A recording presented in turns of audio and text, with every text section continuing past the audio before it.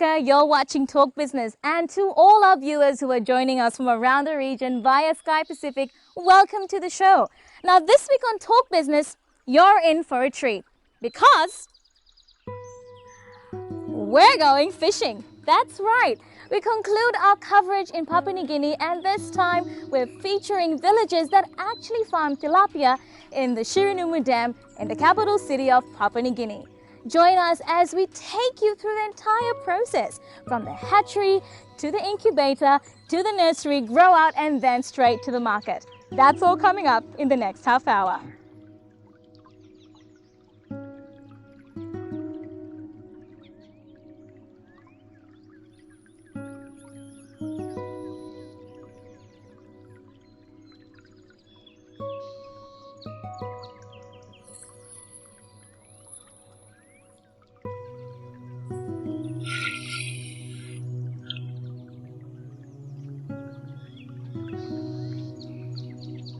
It's about 2 hours up to the Shirinumu Dam from Port Moresby town.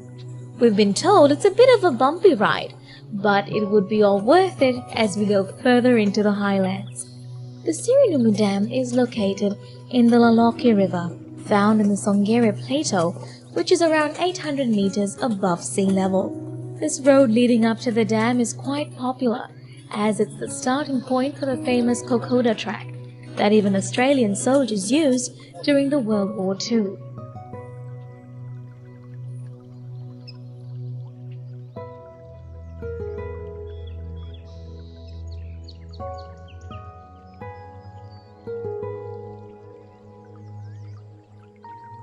Not long after we arrive at the infamous Laloki River that has been dammed to provide Port Moresby around 63 megawatts of electricity.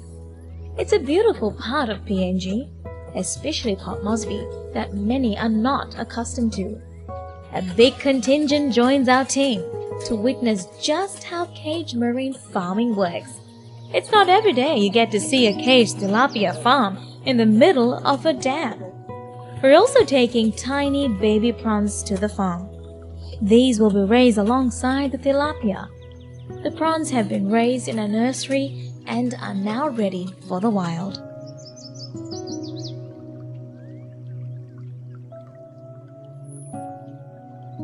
And we're off.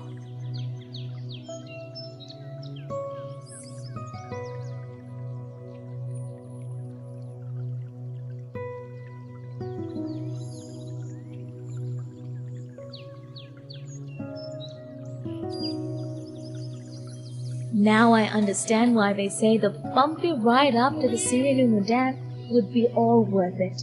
How often do you get to see breathtaking views like this?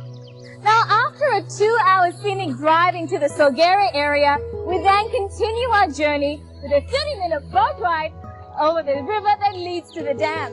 Now, this is where we'll meet villagers that farm tilapia through a unique pan culture process. Now, just so you know, this river here is infested with freshwater crocodiles. Not that I'm worried or anything, okay, maybe just a little. But anyway, this is a unique farming process where farmers work very closely with officials from the European Union funded IAC project as well as officials from PNG's Fisheries Department. As we approach the cage farm, we're not quite sure what to expect, and we were certainly in for a surprise. It looks like a large wooden jetty-like platform in the river. There are 12 individual cages which has different sizes of tilapia in it. This is what pan or cage culturing of marine species is all about.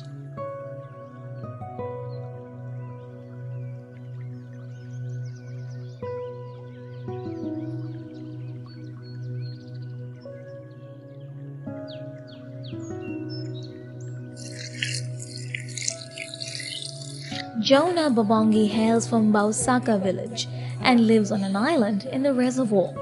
He decided to venture into aquaculture back in 2005, focusing on farming tilapia. Aquaculture, in fact, isn't all that new to PNG. It was introduced in the highlands back in the 1950s in a bid to combat malnutrition with increased protein consumption. and enhance the livelihoods of small farmers like Jonah, relying on rivers and lakes. Today, he is the proud owner of 6 breeding ponds that produce an impressive 20,000 fingerlings, or young fish that is developed to about the size of a finger. These 12 cages produce around 24,000 table-sized tilapia every 3 months and can easily earn him over 12,000 kina. Jonah owns this vast land which he once used for agriculture. But when the government decided to dam this river, his land turned into a big body of water, which is why you still see these stumps of rubber trees. Often he would hold the government to ransom and shut down the hydro plant in exchange for royalty. But today, this tilapia farm has become his source of survival. I normally go and shut powers and all this just to get money from government to pay me for my land compensation. But after I realized that it's not good for me to do this. So I have a lot of water here. I have to use this water just to farm tilapia.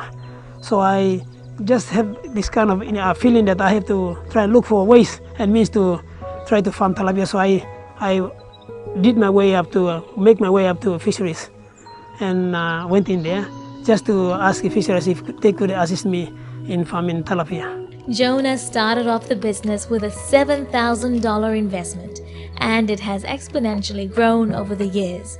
He now works closely with a cluster of 5 active farmers who also specialize in the cage culture method of farming tilapia here. Helping farmers like Jonah is the European Union-funded Increasing Agricultural Commodity Trade or IACT project. IACT works very closely with the National Fisheries Authority of PNG and identified a group of farmers who have the potential to venture out into large-scale aquaculture. But that great potential was hampered by 4 major obstacles. Now, the fish feed that these farmers used were of poor quality, below the 20% required protein feed, and the cage materials could not withstand the elements. There was also an inconsistency of supply of baby tilapia, and farmers had no formal record keeping of tilapia production levels. IACT came to the rescue and sorted out these issues. We managed to find a company in Asia which they are supplying a UV protected cage material which is perfectly for cage farming of tilapia.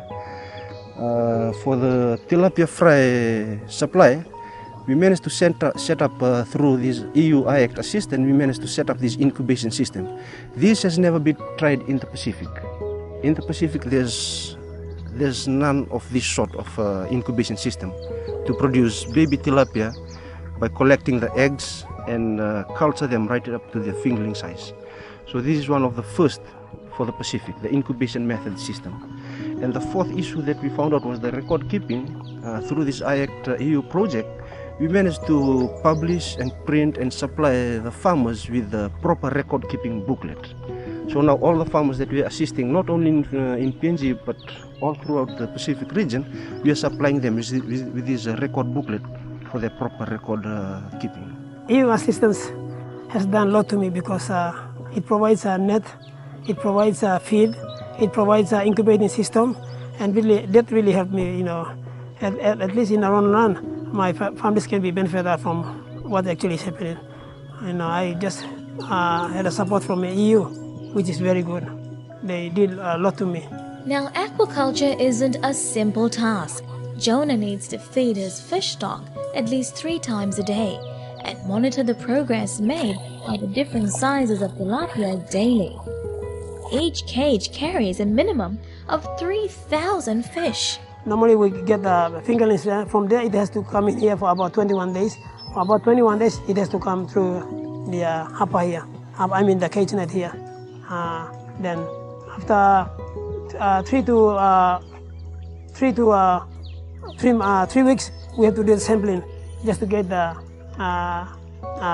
body weights and all this and to calculate how many feet to give to the fish. And he is a fearless man. They call him the local crocodile hunter because, believe you me, he isn't one to shy away and evidently puts up a fight with these reptiles. I'm also a crocodile hunter. Normally I hunt crocodiles, so there shouldn't be a problem.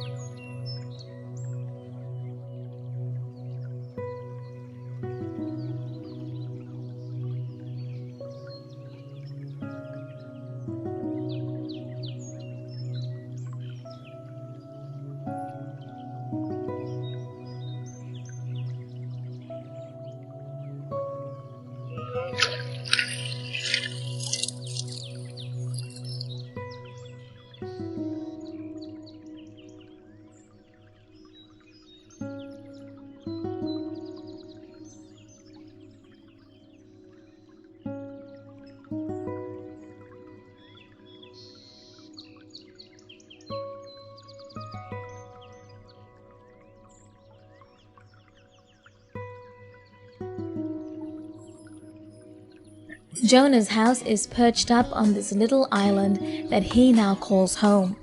His growing family are committed to the business and hope to one day run the country's largest aquaculture venture.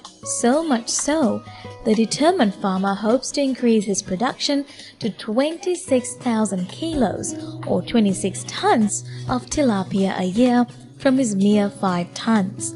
And this incubator plays a huge role in reaching his goal. Set up by the European Union-funded IAC project, the incubator will help him increase his production and control the tilapia right from the larvae stage. Doesn't it look rather interesting though? His incubator is powered by solar energy, also provided for by IAC. When you're comparing these two farming techniques, especially for tilapia, the pond culture and the cage culture, pond culture, the water is not that consistency. It's not that consistent. For cage culture, water is coming from all the angles, so the water exchange is there at its maximum. That's why we're trying to preach this cage farming, where there's a large water body to do cage farming, because the production is there, the survival is there, and it will sustain. Definitely, it's going to sustain the farm. The production system, especially from fries up to fingerlings, the production system will be going up, because I have already in place the incubating system, and shouldn't be a problem, because now the current solar pump is working, and I'm really glad that will help me in the long run, and also it will benefit my whole immediate family too. The entire process from the hatchery until the fish is ready for the market takes about 7 to 8 months, which is why the incubator is an integral part of the entire hatchery process and could very well determine the success of the tilapia production. So how exactly does the incubator work? So we'll just collect the female and check them out manually, individually. We try and open the mouth and check if the egg is there. When we check the egg, if the egg is there, then we clean it and put them in basins. When you collect the eggs, then you treat them with a few chemicals, formalin and iodine, just to take away any bacterial infection. Then from there, we put them in incubators. Incubators is just like the mother's mouth. When the eggs are in the mother's mouth, they goggle the eggs. They goggle the eggs in the mouth, just to uplift the eggs in the mouth. So we are doing the same thing in the incubation method, in the incubation system. The eggs are inside, and with the water flowing in, it just keeps on lifting the eggs. So the eggs will be there. For example, a stage 1 egg, it will be in the incubator for about 5 to 7 days. 5 to 7 days, then you'll see the egg yolk is fully absorbed. Then it will swim down into the collecting phase. In the collecting phase, then we'll leave them for another 3 to 5 days. From there, all the yolk sac is fully absorbed, so they're ready for feeding. Because for the last 10 to 14 days in the incubation system, they're just feeding from the yolk egg. Now, the National Fisheries Agency of PNG has been involved with the Tilapia Cage Cluster project since its very inception. In fact, it was the NFA that helped identify potential farmers like Jonah that could make the aquaculture project a success. Because aquaculture is a very new industry in PNG, there's not much, people into that kind of industry yet. So we believe that once Jonah is on his feet, then we can pull out once he's like economically secure. There's a strong market and he can run things on his own. But at the moment, we have to support these kind of people, lead farmers in PNG. The Sirinumu Agriculture Project is a model that PNG fisheries authorities are hoping to replicate across the country. This is a very new kind of thing in PNG. It's the first of its kind, and Jonah is already into it doing it. I bet with his skills and with all this knowledge, we will still require his input into other farmers so that this knowledge will be transferred. An adjacent aquaculture project to the tilapia farming is the Prawn Hatchery project. The project was established with assistance from the Australian Centre for International Agricultural Research, the National Fisheries Agency of PNG, and the South Pacific Community. The hatchery is based here at the University of Papua New Guinea, where the baby prawns are nurtured from the larvae stage right until they're as large as this prawn. And just take a look at it.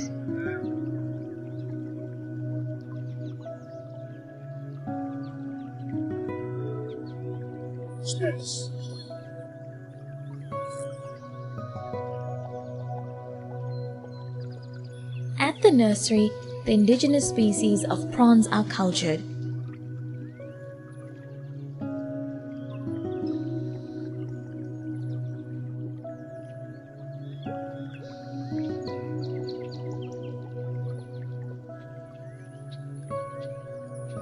These prawns are now at the post-larvae stage and are ready for the grow-out pond. This is the last stage in the hatchery before they goes out into the grow-out pond or grow-out cages.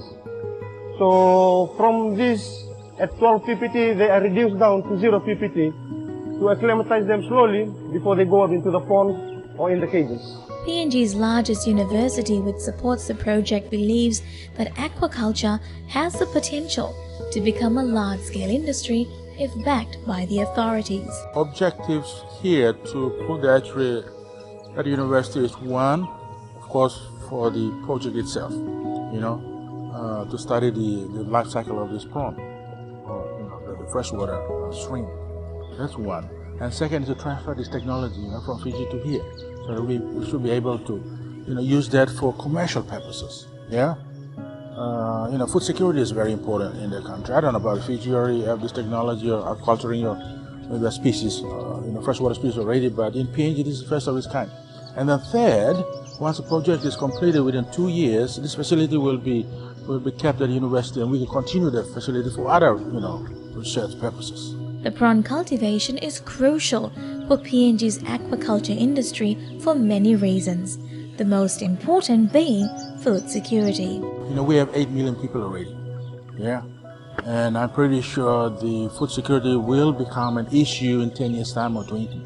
So such things like agriculture of those, species that provide proteins, they're very, very important. We have all the infrastructure here. We got ponds, we got water, we got, these indigenous species like the shrimp. It's an indigenous species. Yeah, you don't find it around the world. So this is very, very important. I'm pretty sure when you come back here after 5 years' time, you're going to see the products of those. And these baby prawns are now ready for caged farming. They will be raised alongside the tilapia here at the Sirinumu Dam.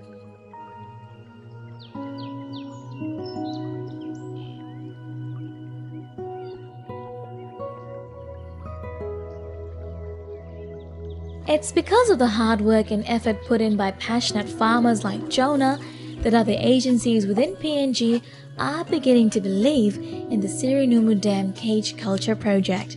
Jonah's business's success has brought about renewed interest in aquaculture here in PNG. Because of this cluster group, we managed to help him in drafting this proposal for assistance from the government.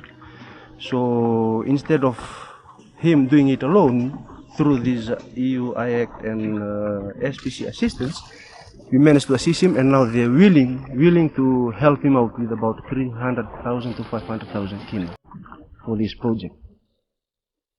So with the initial assistance from EU, the National Development Bank is willing to pump in more money to assist him because they see the potential for this sustainable livelihood for the people of Sirnung.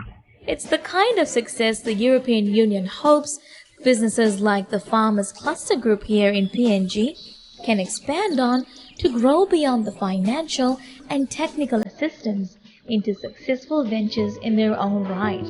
I think that's true, but I think it's important to emphasize that IACT can only do so much. I mean, the real burden of the work is with the companies themselves, and which is why I'm so impressed that a lot of the companies have been very successful in their efforts, pushed by IACT. Certainly IACT has done a lot to, let's say, sow the seeds of their success, but the success is due to the companies themselves, and they've really taken advantage of the opportunities which are out there. And IACT is not going to be around forever. We don't have endless pots of money available, so it's going to be up to the companies, up to the private sector to ensure that they build on the successes that IACT has enabled them to have so far. Understanding the ABCs of running a business is hardly easy. But if small entrepreneurs take up the challenge with determination and zeal, there's endless opportunities for growth. Just do your research. There are opportunities out there. There's a lot of money to be made from specific products, but don't jump before you know that the water is going to be warm. And I think IACT really does play an important role in making companies ready for this very important leap forward into international markets. And certainly IACT is also working to help companies exploit the domestic markets in the countries in which they do. Jonah too has big dreams for his little aquaculture farm here in the middle of the Sirnung Dam. He hopes one day this modest tilapia and prawn farm will be the largest in the region. And who says it's a far-fetched dream? To be a farmer, it's not an easy thing. You have to find means and ways. There is always you have to go through problems, hard times and stuff. But as you go along, you will try to move into. But I just like to support, especially the other farmers, especially like Fiji and Papua New Guinea. To become a fish farmer, it's not an easy thing. You have to have commitment on actually on what you are doing. And this will make you to be somebody in the future. As we depart Sirnung, the sun sets in all its glory, breathtaking to say the least. But it's the pleasant encounter with zealous individuals like Jonah and his cluster of hardworking farmers that somewhat lingers on.